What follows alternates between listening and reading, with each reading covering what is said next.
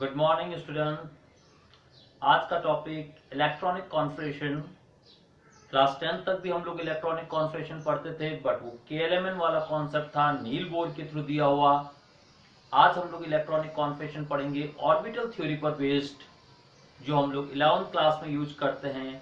आज हम सिर्फ इलेक्ट्रॉनिक कॉन्फ़िगरेशन पढ़ेंगे, उसके ना लेफ्ट ना राइट, कोई अनदर टॉपिक नहीं, सिर्फ और सिर्फ इलेक्ट्रॉनिक कॉन्फ़िगरेशन को लिखना सीखेंगे कि हम कैसे लिखते हैं उसको। ओके, तो आगे देखते हैं। इलेक्ट्रॉनिक कॉन्फ़िगरेशन के लिए क्या करते हैं, साथ साथ में लिखते रहना है। जब हम क्लास 10th में इलेक्ट्रॉनिक कॉन्फ़िगरेशन पढ़ते थे तो क्या था, एक न्यूक्लियस, उसके सराउंडिंग में डिफरेंट सेल्स थे इस तरीके से के L M N so on.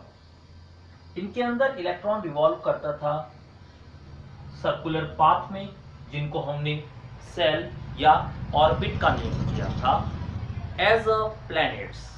जैसे प्लैनेट्स रिवॉल्व करते हैं सन के सराउंडिंग में, और इसीलिए हम इन इलेक्ट्रॉनों को भी प्लैनेटरी इलेक्ट्रॉन्स बोलते हैं। इसी तरीके से जैसे प्लैनेट्स रिवॉल्व कर रहे थे, वैसे ही इलेक्ट्रॉन भी न्यूक्लियस के सराउंडिंग में रिवॉल्व करते हैं। इलेक्ट्रॉन जिन सेल्स के सराउंडिंग में रिवॉल्व कर रहे हैं उनको हमने नंबर दे दिए इस तरीके से। जैसे 1 नंबर दिया तो हम उसको के बोल दे रहे हैं, 2 means L, 3 means M, 4 means N. इनको हम सेल या ऑर्बिट बोलते हैं। हमने यहाँ सेल या ऑर्बिट बोल दिया।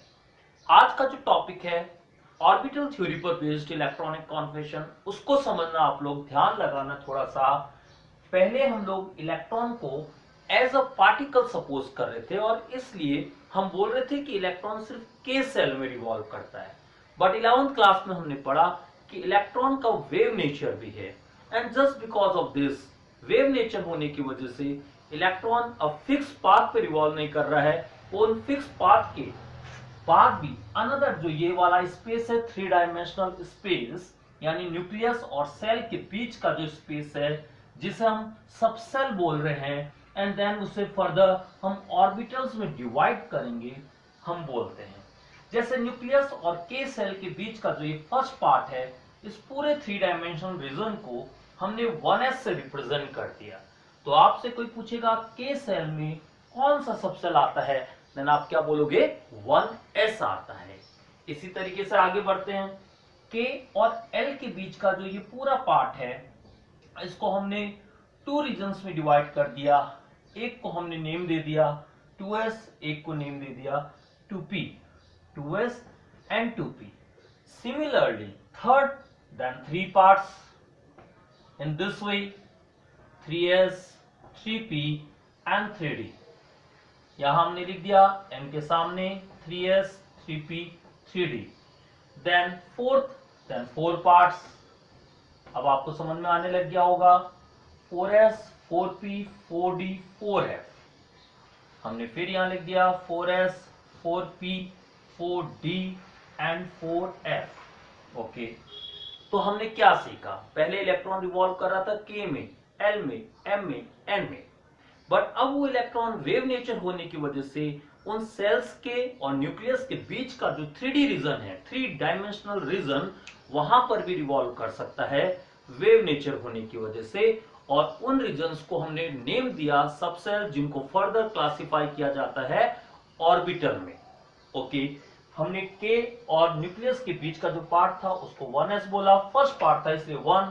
सेम वे के और एल के बीच के पार्ट को 2 पार्ट में डिवाइड किया, 2s, 2p, फिर ऐसे ही 3, देन 4 एंड देन 5 पार्ट। जैसे अगर सपोज n के बाद अगर हम O लेते हैं तो n और O के बीच वाले 3 डायमेंशनल रीजन को हम 5 पार्ट्स में डिवाइड करेंगे। कौन कौन से, 5s, 5p, 5d, 5f, और f के बाद हम लेंगे g। ओके, इतनी चीज समझ में आ गई।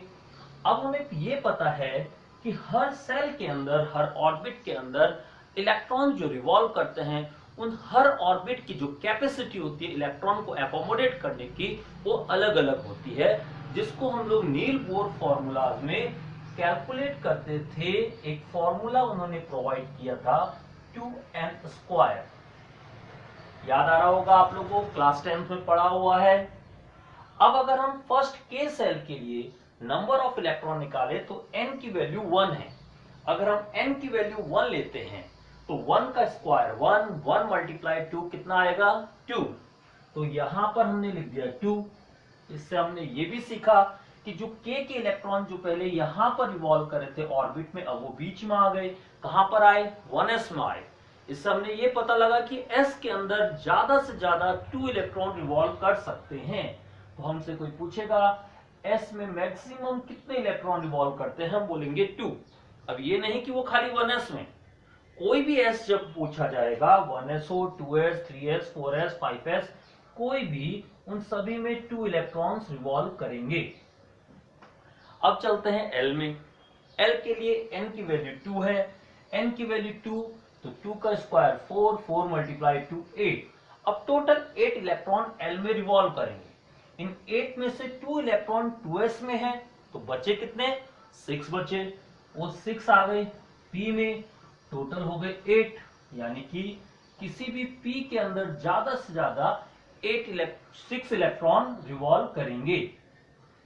p के अंदर ज्यादा से ज्यादा 6 इलेक्ट्रॉन। ओके, अब m में चलते हैं। m की टोटल कैपेसिटी इस फॉर्मूला से निकालते हैं तो I 18। अब 18 में से 2 इलेक्ट्रॉन s में, 6 इलेक्ट्रॉन p में, 3p में, तो बचे कितने 10 इलेक्ट्रॉन। तो 10 हमने यहां लिख दिया, तो टोटल हो गए 18। इससे हमने ये पता लगा कि d के अंदर ज्यादा से ज्यादा 10 इलेक्ट्रॉन रिवॉल्व कर सकते हैं। सबकी अलग अलग कैपेसिटी होती है। और लास्ट अगर हम n में आए तो n के अंदर टोटल इलेक्ट्रॉन हम लोग इस फॉर्मूले से जब निकालेंगे तो वो आएगा कितना 32। 4 का स्क्वायर किया आपने 16 मल्टीप्लाई 2 32। अब उन 32 में से जो 2 इलेक्ट्रॉन है वो तो हमारे आ गए 4s में, 6 इलेक्ट्रॉन आ गए 4p में, 10 आ गए 4d में, तो बचे कितने काउंट करो। 32 में से 18 माइनस कर लो तो कितना आया 14। तो इसका मतलब 14 इलेक्ट्रॉन हमारे रिवॉल्व करेंगे कहां पर f के अंदर। तो हमें ये साथ साथ में लिखना है f के अंदर ज्यादा से ज्यादा 14 इलेक्ट्रॉन रिवॉल्व कर सकते हैं। तो सबसे पहली चीज बेटा आपको ये पता होना चाहिए कि s के अंदर 2 इलेक्ट्रॉन, p में 6, d में 10, f में 14। होप सो इतनी चीज समझ में आ गई होगी, साथ साथ में लिखते रहना है। अब देखिए इसका यूज करते हुए इलेक्ट्रॉनिक कॉन्फिगरेशन कैसे लिख रहे हैं वो समझना है।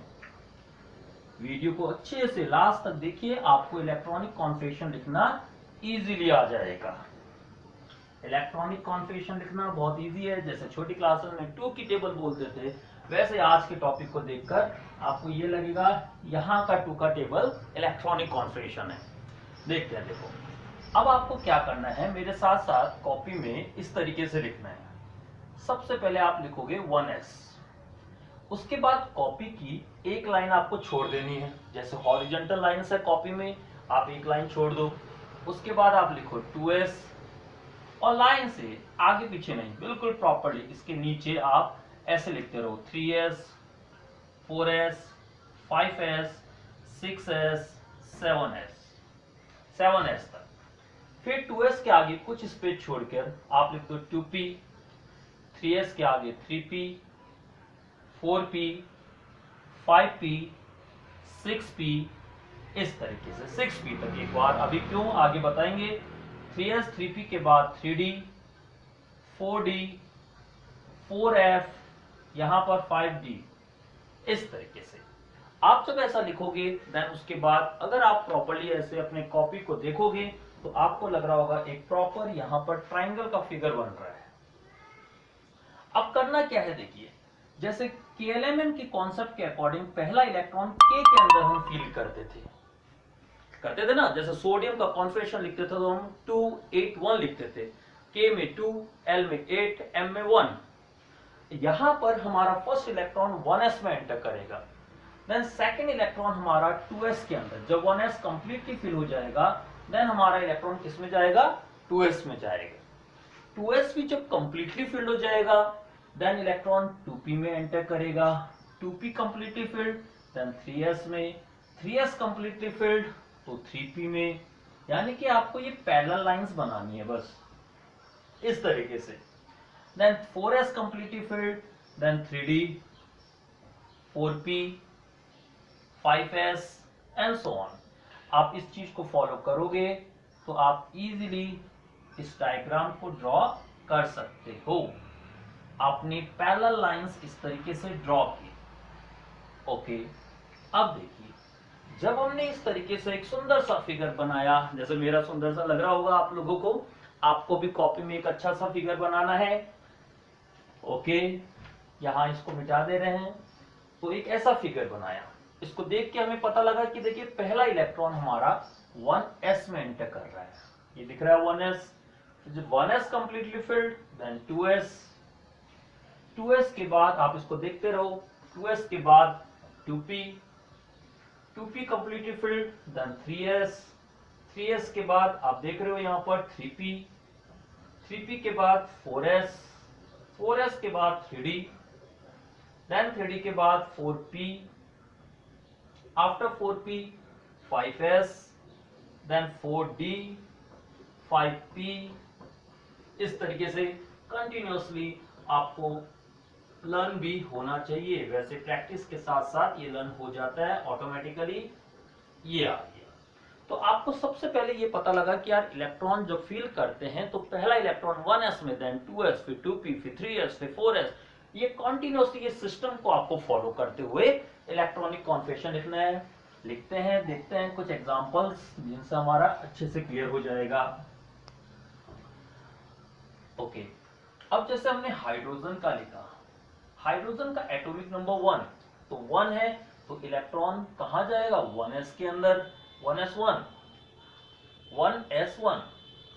अब हमारा 1s1 लिखा, इसके बाद चलते हैं हीलियम, हीलियम में 2 थे तो 1s2, क्योंकि 1s की कैपेसिटी कितनी है, मैक्सिमम 2 इलेक्ट्रॉन आ सकते हैं, तो 1s2 लिख दिया। लिथियम एटॉमिक नंबर 3, अब पहले 1s आया, 1s की कैपेसिटी ज्यादा से ज्यादा 2 की थी तो 2 ही लिखेंगे, आप 3 नहीं लिखोगे, 1s2 लिखा। अब बचा 1 इलेक्ट्रॉन, तो वो नेक्स्ट में आ गया 2s1, समझ में आ गया। लिथियम के बाद beryllium, 4 is the atomic number, तो 1s2, देन 2s2, यहां 2 लिख दिए, जो बचे नेक्स्ट 2s में आ गए। इसको फॉलो करते हैं थोड़े से, जैसे नाइट्रोजन का लिखा, 7 एटॉमिक नंबर है, 7 है तो पहले 1s2, फिर 1s के बाद 2s आया, 2s में भी 2, अब बचे कितने, 7 में से 4 तो हमने यूज कर लिए हैं, तो बचे 3, तो वो 3 कहां जाएंगे, 2s के बाद 2p में।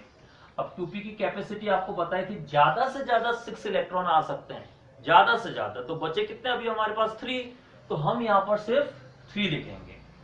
इसी तरीके से सोडियम की बात करें, इसका एटॉमिक नंबर 11, तो 1s2, 2s2, 2s के बाद क्या आता है 2p, p की कैपेसिटी फिर से बोल रहे हैं 6, तो 6 लिख दोगे, क्योंकि अभी हमारे पास 7 इलेक्ट्रॉन बचे थे तो 6 यहां डाल दिए। अब 1 बचा, 2p के बाद 3s आता है, तो 3s में आप 1 लिखोगे, 3s की कैपेसिटी 2 की है, बट हमारे पास 1 बचा है, 1 लिख दिए।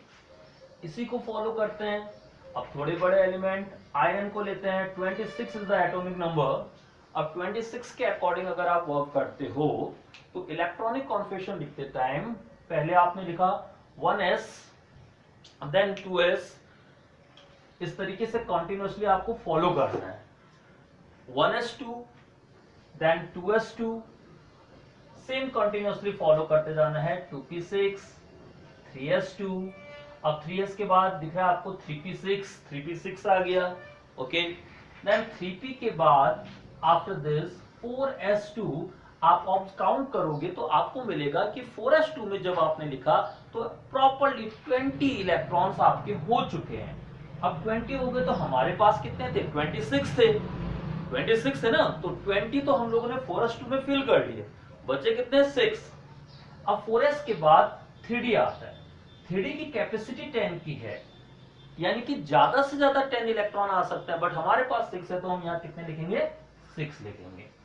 इसी तरीके से एक और एलिमेंट देखते हैं, 50 कंप्लीट करते हैं, अपनी हाफ सेंचुरी पूरी करते हैं एसएन की।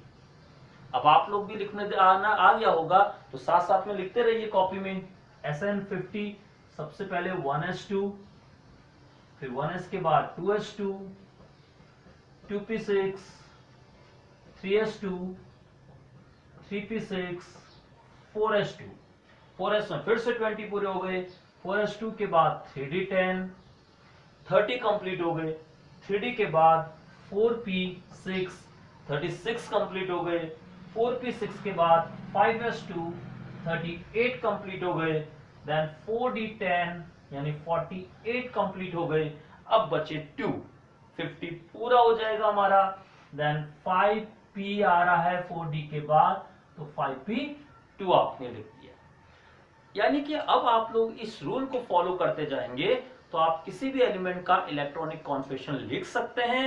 कुछ एक्सेप्शन केसेस जरूर होते हैं, like chromium, copper, palladium like, जिनको नेक्स्ट वीडियोस में, आने वाले वीडियोस में हम क्लियर भी करेंगे कि वो क्यों एक्सेप्शन केसेस थे।